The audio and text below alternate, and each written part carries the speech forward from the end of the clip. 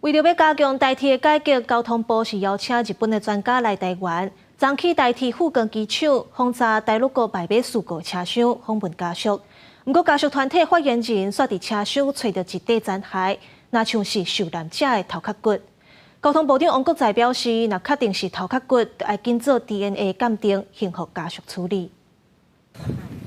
2021年4月初2，台铁408次的态度过号，是弄到出入去铁基路的工程车，造成49个人死亡的悲剧，更有213个人受伤。受损上严重的第7和第8节车厢，是保留伫台铁优美的富冈基地。31台铁局长杜维带日本专家、罹难者家属团体来勘查事故的车厢。家属团体发言人王美君说，伫第8节的车厢发现敢若是头骨的残骸。我一看到那个看手没拿，我就知道。 好了，看仪器还有经验，然后它大概有从侧面一看，你就知道一定是上面还有生活还有。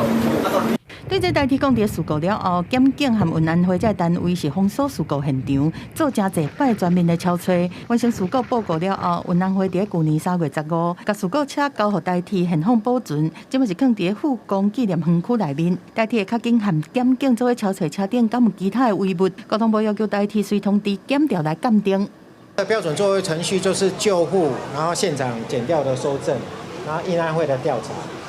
事实上，他们在做这些前面的这个过程，台铁是不能进去的。如果今天找到这个确定是头盖骨的话，可能要赶快做 DNA 的检定，赶快把它还给这个罹难者家属。一个单位都同时平行在车厢内进行调查，或是他的鉴识工作。如果有发现有遗骸的地方，就会通知检警双方。但是就我了解，在当时并没有这样的一个发现。运安会讲，第一时间检调封锁车厢了后，运安会监测人员嘛，伫检调同意之下，入来事故车来找晶片和 ATP 这事故的调查证据。伊当中并无看到遗骸，但是嘛有可能是事故车伫经过运送了后，另外各有物件落倒来。记者综合报道。